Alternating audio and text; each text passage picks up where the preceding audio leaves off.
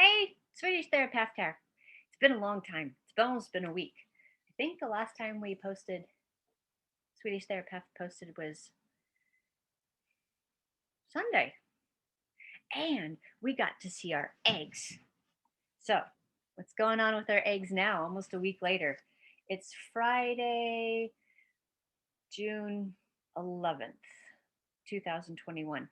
And here in Sweden, almost everyone is out of school, and a lot of people have graduated from school, and summer is just beginning. So it's beautiful here. So you want to go see our eggs? Let's go see our eggs. I'm going to put a cover over top of my computer keyboard because I don't know if these eggs are going to have any integrity left. And we've talked about integrity. Please hang on to your integrity. There are good reasons to hang on to integrity, but one of them is so this bag that was our second skin of the egg, because the shell was the first skin. So similar to us, we have our skin, and then we can't see, but we have a second skin.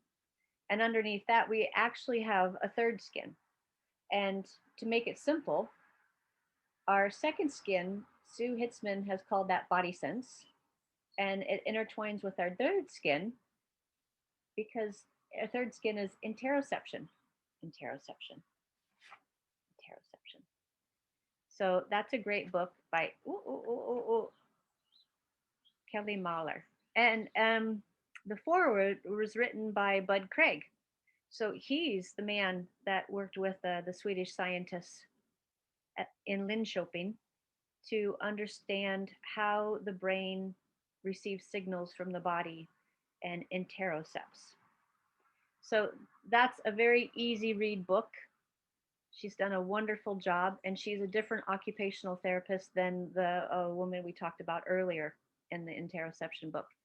So here you can see that it has everything to do with how we feel. It has everything to do with our heart rate, has everything to do with our breathing rate. When you're excited, you definitely have more breathing. So we want that. We want that security system turned on, because if there's a fire and you hear an alarm, you want to have every ounce of energy in order to run. And here's the other thing that's cool about this. If you've had a long day and you have to climb up the stairs in order to put clothes away from the laundry, you might look at those stairs and you think, ugh, I can't go. I can't go. But 5 seconds later, just 5 seconds later, you hear a cry from the second floor, and it's a child that has fallen and has injured themselves, and they're screaming bloody murder. And the body doesn't even think twice. It all of a sudden has energy to climb up those stairs. And these are hormones and humoral factors that get released into our body so we can perceive. And our skins are awesome for this. Yeah. So this little bag was around our egg, and the water is awfully cloudy. I don't know. Oh, yeah, I can pick him up. So there's our yolk. And you see that white gelatinous piece, that snotty looking thing. So we have mucous membranes everywhere in our body, and we want to keep them moist.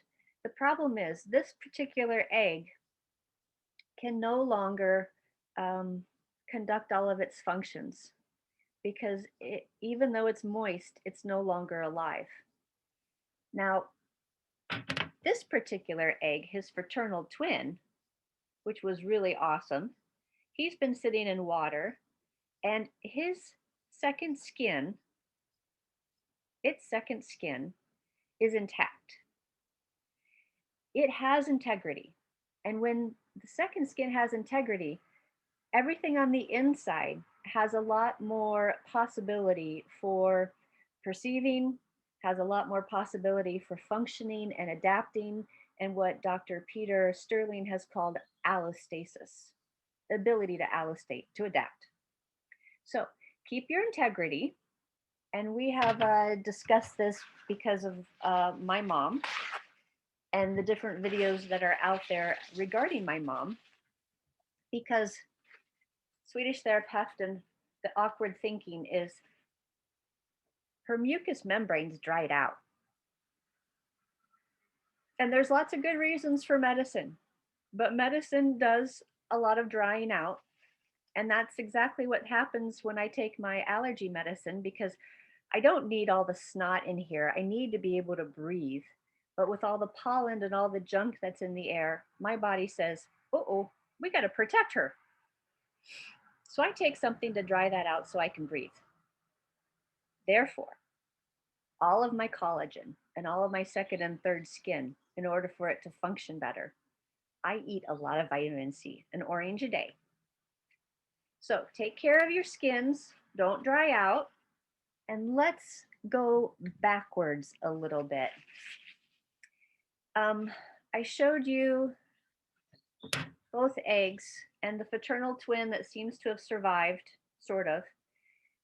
The one thing that he can't do, or it can't do, is what's called pinocytosis and phagocytosis. And those are complicated science names, but if you break that down in Latin, pinocytosis is the cell's ability to pee, P-I-N-O, pee, and Swedish therapist has the awkward thinking, but it's just more simple to say pinocytosis. Now, there's phagocytosis. Phagocytosis was a Russian, Eli Mechnikov. Sorry if I mispronounced that. What an amazing man. And definitely lots of information out there. So let's see if we can share the screen so you can see what I found about phagocytosis. It's a great word. It's going to be one of those words that when you say it to your friends, they're going to say, what do you mean phagocytosis? And you know what? It means to poop. So all of our cells do this on a small scale.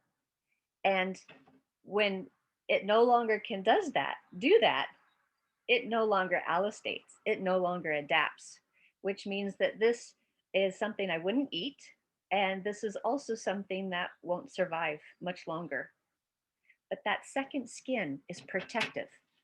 And that second skin has sensory receptors in there that live in the mucous membranes. Oh yeah, we saw that mucous membrane, didn't we? No. Well, you can still see a little bit of that mucous membrane. See that? Yeah, that's mucous membrane. It's amazing. We have that inside of our body. Okay, so here's phagocytosis, and it's from Britannica.com. And in the 1880s, Russian-born zoologist and microbiologist Eli Mechnikov introduced the term phagocyte. Now, I pretty 100% this is the same dude that came up with the idea that about bacteria and how yogurt was wonderful. And if anyone has had yogurt and you take a little bit off the top and you put it back in the refrigerator and you take it out again, there's this liquid layer on top of that yogurt. Well, where did that liquid layer come from? It's because the yogurt's alive with bacteria and that bacteria secretes liquid. So our mucous membranes are the home for many things, whether science wants to call it humoral factors or hormones or microbes, spelling and roll, it makes no difference to me. Just know it all has to work together so that we feel good. So here is Eli Mechnikov coming up with phagocyte, and part of his work with bacteria and how it works with the immune system helped him share the Nobel Prize in 1908. Pretty cool man. Nobel Prize comes from Sweden. So I've been working on something for the past week, and I think it's finally done. So come with me. Let's have a little discussion, and let's go back in time. So is so much easier for us to understand all of this and all of this and how it's connected if we go back in time. And out of consideration for a lot of people that are doing anatomy dissections, and out of consideration for everybody that has donated their body to science, I won't be showing pictures of the human body. There's quite a few people that can't see that sort of thing. And honestly, it's okay. And I'm not going to show you chicken either, or an orange, even though I love oranges. But let's go back in time. So I will share the screen again, and we will dive into history. Who doesn't like a good amount of history? So, what do octopi and an octopus have in common with us? And their brains are networks. And in science, we talk an awful lot about networks because we're in the global age of the internet and network here, network there. So it's a metaphor, but it's a very good metaphor. And I'm going to borrow from Lisa Feldman Barrett. I always get her name wrong, and I'm sorry, Lisa. We've talked about her before, and she's had some great stuff. Lots of information out there. But one of her newer books, Lisa Feldman Barrett's book, 7.5 Lessons About the Brain, ooh, it's a really short audible book. It's a really, really wonderful book. If you have the rest of the summer to do a lot of nothing, go get the book. So on Audible, at 25 minutes and 25 seconds, she says, human brains are some of the most complex brains on Earth, but they're not the only ones with high complexity. And as she says later in the same segment on lesson 2, she said, take the octopus, for example, whose complex brain is distributed throughout its body. So it's not just here. Its brain is everywhere in its body. And octopi, or octopuses, can solve puzzles. They can even dismantle their tanks in aquariums, and they have been known to get out of their aquarium, walk across the lab floor, get into another aquarium, eat a crab, and come back to their first aquarium because he was hungry. Makes sense. So our security system, our skins, send us lots of good information. No one told the octopus to go over to the crab cage and eat the crab. He just knew. It's involuntary. So here is a great picture. And I'm going to give a lot of kudos to Matthias Kabel. He's from Salzburg, Austria. And this is on Wikipedia. So I have permission to use it because it's under the Commons right license. But I want to give him a lot of credit. And if you want to see it yourself, go to Wikipedia page cephalopod.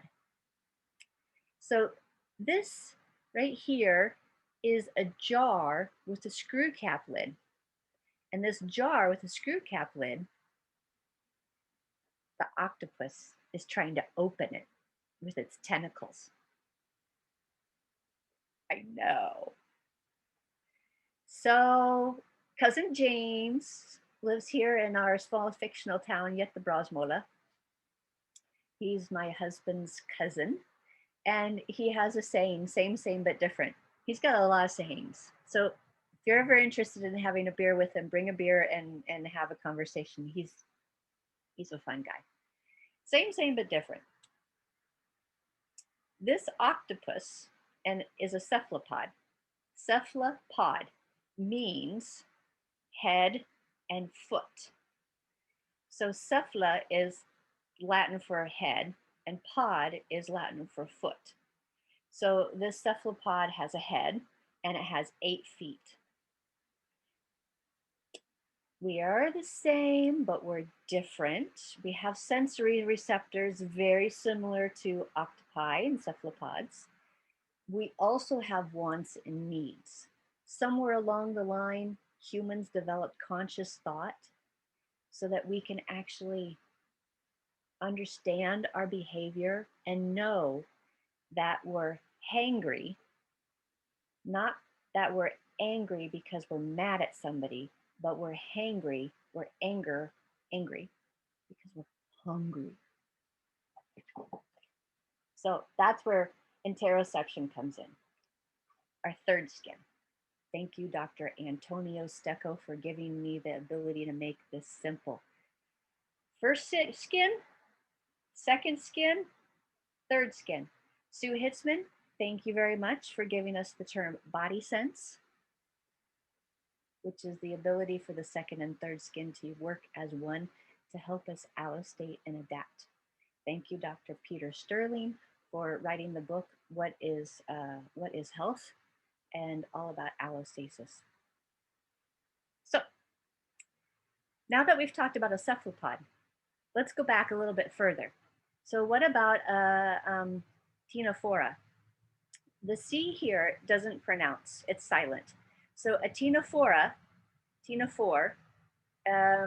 one Ctenophora, many Ctenophores, I believe. They don't have a brain like humans. And apparently the octopus is different too. But their brains are them in this nerve net. They have a very simple body design, but yet they have complex skin. And the complexity in their skin makes them incredible to study for biologists and scientists. They have something in their skin called a coloblast. And a blast is a fancy science term for cell. And so is sight.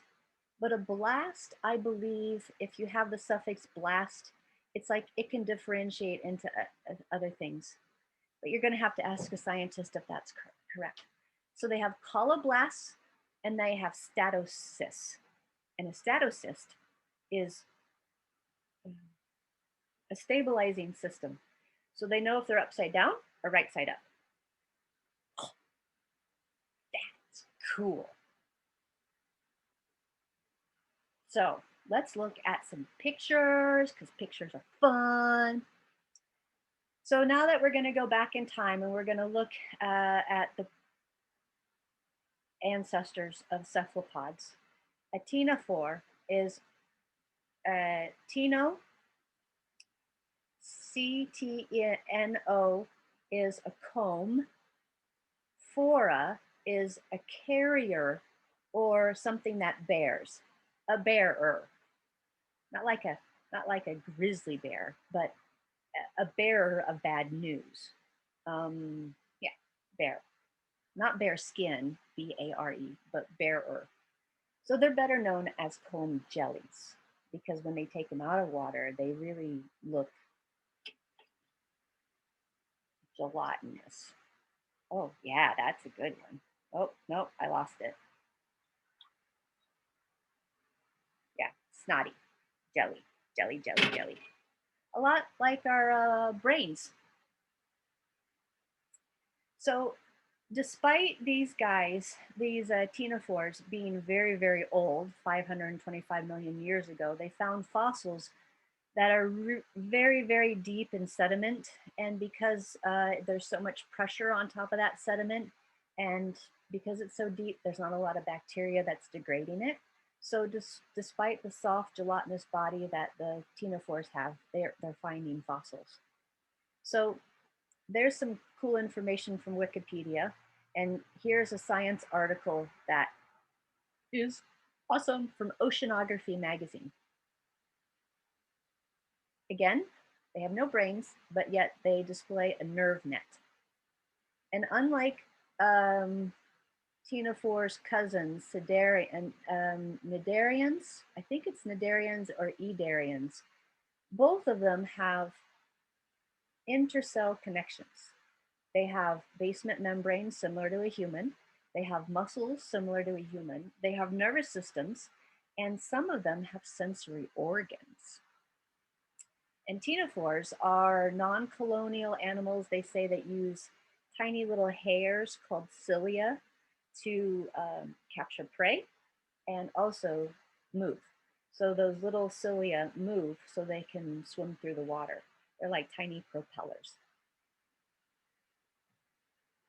So when we talk about S is for the security system, S is for skin, but what does the skin do? And a nerve system is a sensory system. It is a security system. It is helping to protect the organism. So let's look at ctenophores' body layers. They're cousins, cnidarians or edarians. I apologize to all the biologists out there. Ctenophores, the body consists of relatively thick jelly-like mesoglia sandwiched between a fibrous basement membrane, and they secrete their own basement membrane. And if anybody knows anything about fascia, we have fibroblasts that secrete collagen and elastin and reticulin. And depending on what kind of push and pull the body and the fibroblast is sensing, it lays down different things. It secretes different things. Pretty cool. So, the outer layer of the epidermis of a ctenophore, it's skin. It has sensory cells. We do too. Those sensory cells secrete mucus, and that protects the body. They also have interstitial cells. Big word, interstitial just means in between. It's all the stuff, it's all the humoral factors, it's all the stuff in between the actual cell. So it's the stuff between the second skin and the yolk. And those cells can make themselves their, what's the word? What's the word in science? They can differentiate. What's the other word in science? I'm opening up my science book because for some reason my brain decided to do one of those brain things and not come up with the right word at the right time, which is aggravating because that's too, oh, polymodal. No wonder I couldn't remember it. Polymodal, poly, many, modes, moods. Polymodal, many different moods, depending on its mood. Depends on if it's going to be a nociceptor, a mechanoreceptor, or some other kind of receptor. Now, ctenophores also have an inner layer of the epidermis, and that's their nerve net. So think about this, our third skin, directly for the nervous system. And they also have there things that act like muscles. We've talked about this. Colloblast consists of a collocyte containing a coiled spiral filament, internal granules, and other organelles.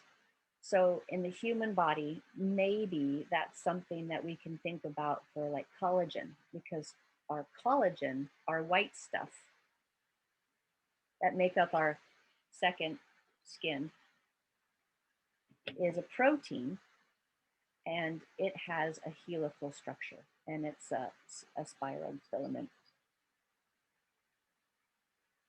So as we talked about, cousin James says same, but different. And if you were a ctenophore, you and had no legs and no arms, would you want to poop out of your mouth? And I know this is quite a stretch into getting into this, but South Park had a funny show one of their times where Cartman was very insistent that he could poop out of his mouth. We can't do it. And apparently all the biologists thought that ctenophores could do it, but they don't. They actually poop out of their butt. So let's go and find out a little bit. See, ctenophora, comb bearing. And that's a ctenophore. And look at it, it's just beautiful with colors. This is a video if you want to know more. So good, so good, so good. No such thing as a jellyfish. So here's the article. Why catching comb jellies poop has stunned evolutionary biologists. This came up in 2016. And because of submersibles that can go deep in the ocean floor, uh, scientists know a lot more. And as science moves on, our technology moves on, and we learn different things. And that's the beauty of science. So, what was 10 years ago and what is now, it's changed. Same, but different. And this particular person that was talking in this article, George Masumoto, he says, "I looks like I've been wrong for the past 30 years." Yeah, so you can read that. Here's more pictures of ctenophora. This is one ctenophora, and I just think the way that this beauty moves,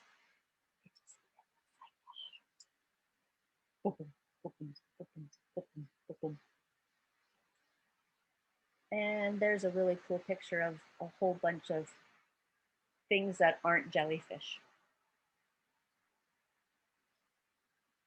So here's where we're coming to the end. If you were an elephant and you only had 4 legs and no arms, because our ctenophore had no arms and no legs.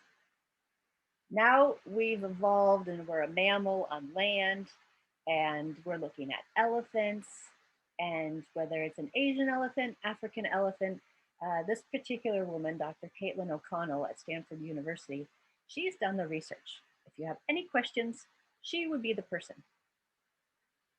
So I make a funny thing here because Swedish Terapeut does have awkward thinking. But you know, when we have those mosquitoes and we have those biting flies, we use our hands to move that away. But if you had no hands to get rid of that pest, if you didn't have the security system of tactile touch in order to know that a mosquito was biting you, what would you use? Elephants use tails. Great idea. They also use something different than just auditory hearing. And what would that be? They're not always using their ears. They do use their ears, but they hear through the tactile touch in their skin. And they're using something called Pacinian corpuscles. I know, big word. So this book, Human Haptic Perception, Basics and Applications by Martin Grunwald. He's the editor and he's got many authors on here. They have a whole chapter, Anatomy of Receptors. I hope you can see that. And I've made lots of notes. And it looks like humans have Pacini corpuscles, and there's mitochondria in them too.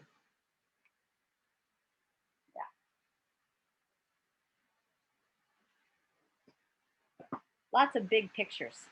And our Pacinian corpuscles, they say, have a sensitivity and a frequency range of 200 hertz. No, I don't know what that is either. But I do know that elephants sense vibrations of the earth through their feet and their trunks from the science that Dr. Caitlin OConnell Rodwell has done.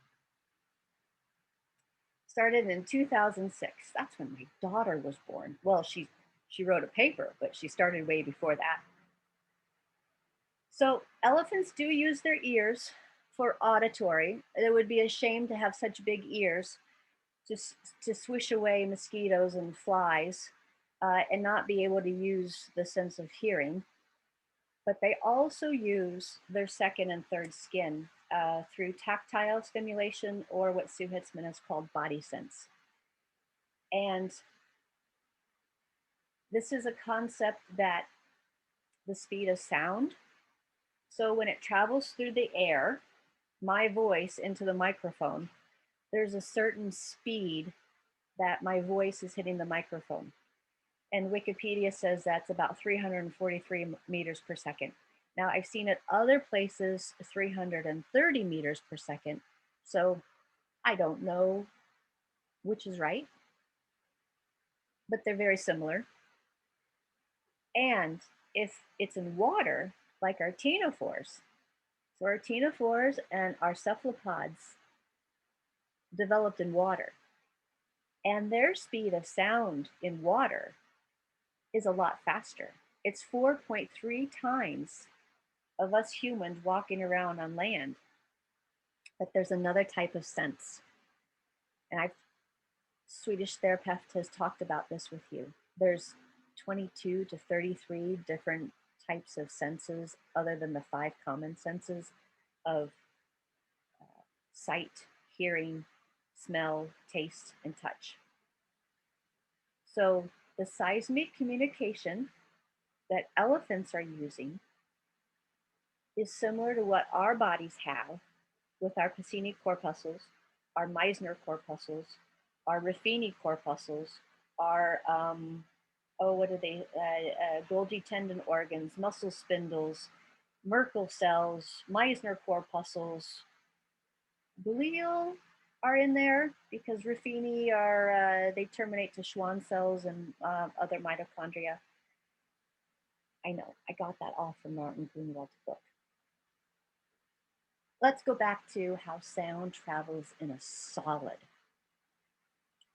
Now, iron is a solid, 5,120 meters per second. Fast. Super, super fast. So I wanted to ask you the speed of sound in Earth. Earth has to be a solid, right? Or is Earth a liquid? Same, but different, maybe. Depends on how much rain we've had. But here's the cool thing about these elephants. They will hear the distant rumble of rain, and they'll know to move the herd towards the rain.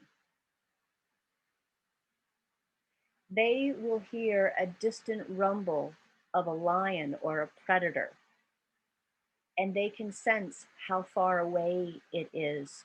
So they're alert, but do they need to run? If they hear it with their ears, they'll run.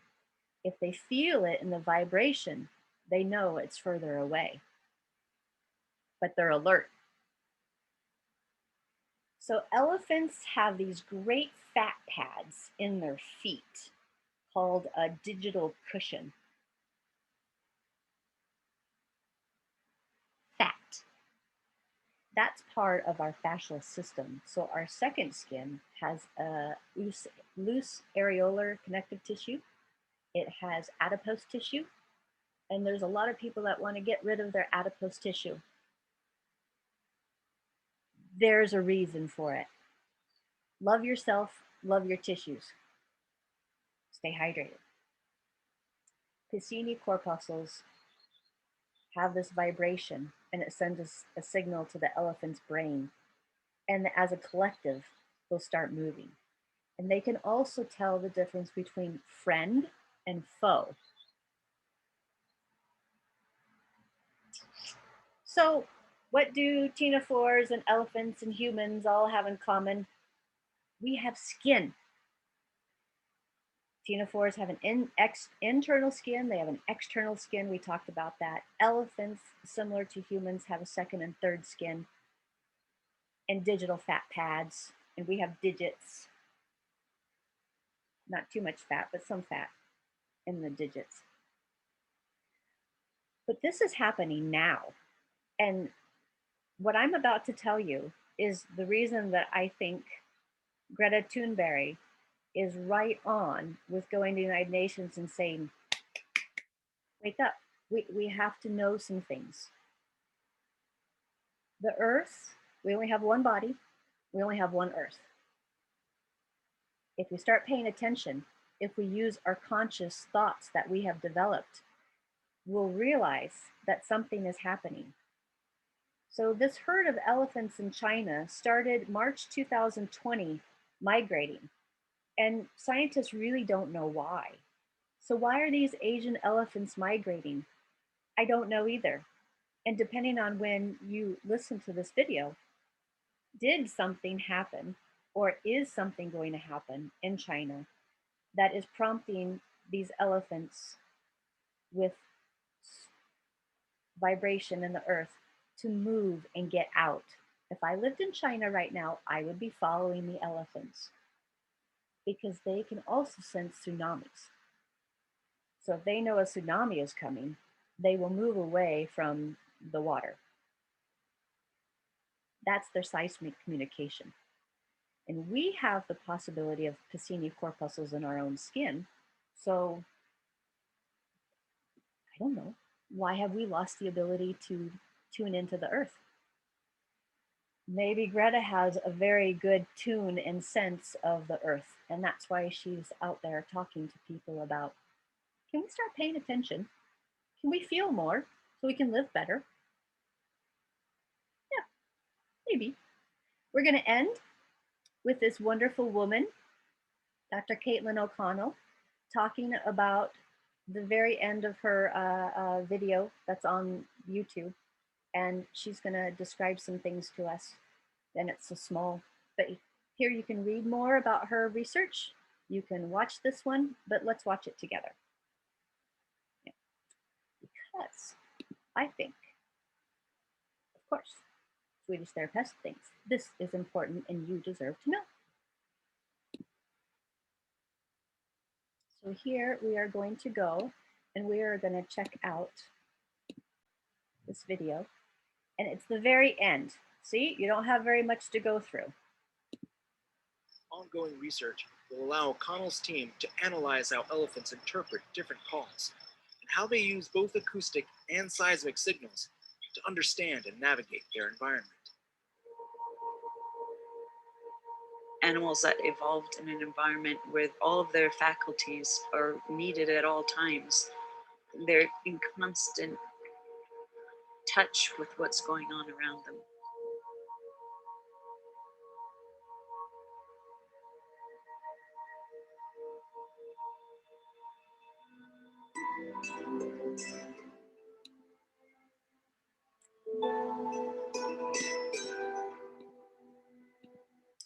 So let's be in constant touch with things going on around us.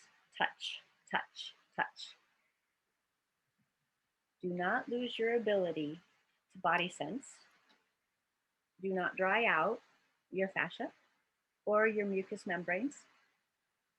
I realize my glasses are a little cloudy. I need to go wipe them off and wash them. But I so appreciate you being here. You deserve to know. And our skin is a protective sensory system, and it's our security alarm.